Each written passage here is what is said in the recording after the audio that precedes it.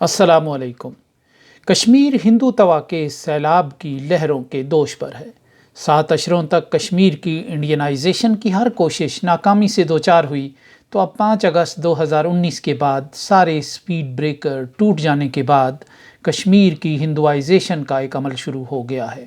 کشمیر کو ہندو تہذیب و ثقافت کا نشان بنایا جائے اور اس کی اسلامی شناخت کو ریورس گیئر لگا دیا جائے۔ اسی ذہنیت کے تحت اٹھائے جانے والے اقدامات کی خبریں سامنے آ کر ایک نئی واردات کا پتہ دے رہی ہیں۔ ایسی ہی ایک رپورٹ بھارت کے اخبارات میں شائع ہوئی ہے۔ نہ صرف اخبارات میں رپورٹ شائع ہوئی ہے بلکہ اس پر بھارت کے مسلمان اخبارات نے اپنے تجزیے بھی کیے ہیں، تبصرے بھی کیے ہیں، یہاں تک کہ کشمیر کے معاملات سے دور اور ایک فاصلہ بنائے رکھنے والا مسلم میڈیا بھارت کا وہ اس پر ایڈیٹوریل لکھنے پر بھی مجبور ہو رہا ہے۔ اس رپورٹ میں یہ کہا گیا ہے کہ جموں و کشمیر میں RSS کے اسکولوں کا جال بچھا کر کشمیری بچوں کی ذہن سازی کی جا رہی ہے۔ RSS کی معاون تنظیم سیوا بھارتی کے زیر اہتمام جموں و کشمیر میں 1200 سے زیادہ تعلیمی ادارے چلائے جا رہے ہیں، جن میں قرآن مجید کی تعلیم کے ساتھ ساتھ بچوں کو ہندوستانی بننے کا سبق پڑھایا جا رہا ہے۔ کشمیری بچوں کو کشمیریت اور بھارتیہ کا ایک نیا مطلب اور مفہوم سمجھایا جا رہا ہے۔ ایکل ودھالیہ ابھیان پروجیکٹ کشمیر تک دراز کیا جا چکا ہے۔ ان اسکولوں میں 95% مسلمان بچے ہیں جن کو ہندوؤں کی تہذیب اور ثقافت کے ہندوستانی ہونے کی تعلیم دی جا رہی ہے۔ یعنی یہ جو ہندوؤں کا کلچر ہے، جو ان کی رسومات ہیں، جو ان کی مذہبی یا ثقافتی رسومات ہیں، وہ حقیقت میں ہندوستان کا کلچر ہے، وہ ایک مذہب کا اور اس کے ماننے والوں کا کلچر نہیں ہے۔ اور یہی وہ بات ہے کہ ہندو تہذیب اور ثقافت کو دوسرے مذاہب کے اندر سمویا جائے گا، ان کے گلے سے، ان کے حلق سے نیچے اتارا جائے گا، اسی پلی کی بنیاد پر۔ وادی کشمیر کے 10 اضلاع میں ایسے 1200 اسکول کھولے گئے ہیں، اور صرف بارہمولہ کے علاقے میں جہاں امن و امان کی صورتحال زیادہ اچھی نہیں رہی، اس پروجیکٹ کے 180 اسکول کام کر رہے ہیں۔ رواں برس اسکولوں کی تعداد میں دوگنا اضافہ کیا گیا ہے۔ چند برس قبل تک کشمیر میں RSS کے اسکولوں کے قیام کا تصور بھی محال تھا، مگر اب یہ سب کچھ عملی شکل میں ظاہر ہو رہا ہے۔ اس قدر بڑی تعداد میں تعلیمی اداروں کے قیام سے اندازہ لگایا جا سکتا ہے کہ کتنی تیزی سے کشمیر کی نئی نسل کے ذہن اور دل بدلنے کا کام کیا جا رہا ہوگا۔ ان اسکولوں کے ذمہ داروں اور اساتذہ کی معلومات کو خفیہ رکھا گیا ہے۔ وادی میں RSS کے اسکولوں کے پھیلاؤ سے اندازہ لگایا جا سکتا ہے کہ کشمیر میں ایک مخصوص تہذیب و تمدن کے پھیلانے اور بچوں کے ذہن سازی کی بنیاد پر تیار کیا جا رہا ہے۔ یہ سب کچھ ایسے میں ہو رہا ہے جب کشمیر میں مقامی اور اسلامی شناخت کے حامل تعلیمی اداروں کو پابندیوں کا شکار کر دیا گیا ہے اور ان تعلیمی اداروں کے اثاثہ جات کو قبضے میں لے لیا گیا ہے۔ ان میں مسلم تہذیب کو اجاگر کرنے والا سب سے بڑا اور منظم تعلیمی نیٹ ورک بھی شامل ہے، جو دہائیوں سے کشمیر میں فلاح عام ٹرسٹ کے نام سے اپنا کام کرتا چلا آ رہا ہے۔ یہ جماعت اسلامی کا تعلیمی نیٹ ورک تھا جس کے بارے میں بھارتی دانشوروں کا اندازہ تھا کہ کشمیر میں بغاوت کہیں یا اس کو حریت کہیں کہ چنگاری کو شعلہ بنانے اور ان شعلوں کو ہوا دینے کا کام یہی تعلیمی نیٹ ورک انجام دیتا رہا ہے۔ اس نظام کے تحت تعلیم حاصل کرنے والے اور اس نظام کے تحت بطور مدرس اپنے فرائض سر انجام دینے والوں نے کشمیر کی 40 سال سے جاری مزاحمت میں کلیدی کردار ادا کیا ہے۔ ہم ذاتی طور پر ایسے لوگوں کو جانتے ہیں کہ جو ان تعلیمی اداروں سے تعلیم حاصل کر کے آئے تھے، وہاں انہوں نے اپنے فرائض انجام دیے تھے، اور وہ پھر بعد میں اس مزاحمت میں بہت اگلی صفوں میں پائے گئے، اور یہ درجنوں نہیں، ان کی تعداد بلا شبہ سینکڑوں میں اور ہزاروں میں بھی کہہ سکتے ہیں۔ خود محمد مقبول بٹ جیسے جو آئیکونک شخصیت تھی کشمیر کی اس مزاحمت کی اور جد و جہد کی، وہ ایسے ہی ایک تعلیمی ادارے میں مدرس کے طور پر اپنا کردار ادا کرتے رہے ہیں۔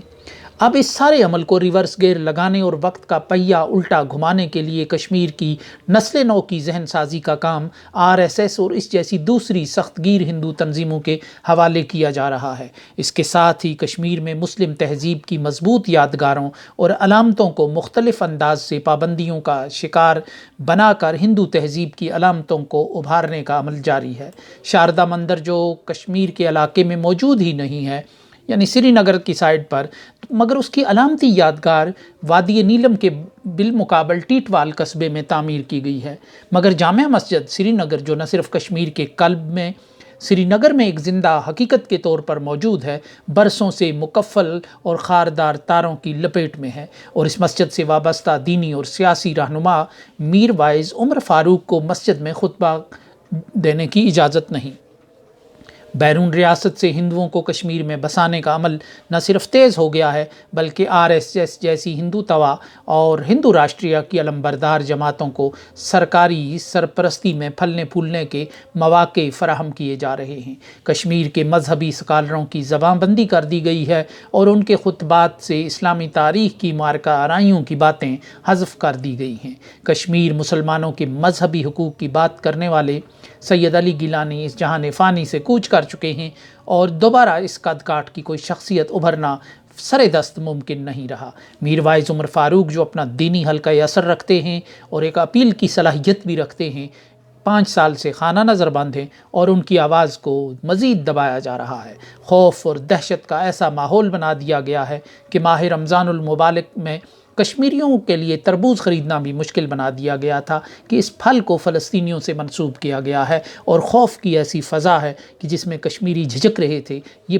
پھل خریدنے سے بھی۔ کشمیر کے حالات اور واقعات سے عمومی طور پر الگ رہنے والے بھارتی مسلمان بھی اب اس حقیقت کا ادراک کرنے لگے ہیں کہ انہیں تہذیبی یلغار کے مقابلے میں کشمیری مسلمانوں کو تنہا نہیں چھوڑنا چاہیے۔ پہلے بھارتی مسلمان اس مسئلے کی حساسیت اور علیحدگی پسند ہونے کا ٹھپا لگنے کے خوف سے کشمیر کے حالات سے الگ تھلگ تھے۔ اب بھارت نے متنازع حیثیت کے سارے بند توڑ دیے ہیں، تو بھارت کی مسلمان تنظیموں اور تعلیمی اداروں کو RSS کے طوفان کے آگے بند باندھنے کے لیے اپنا کردار ادا کرنے کا ایک احساس ان میں پیدا ہو رہا ہے۔ یہ احساس بھارت کے مسلمان رہنما اور رکن اسمبلی اسد الدین اویسی کی سربراہی میں چلنے والے ایک اخبار کے ادارتی نوٹ میں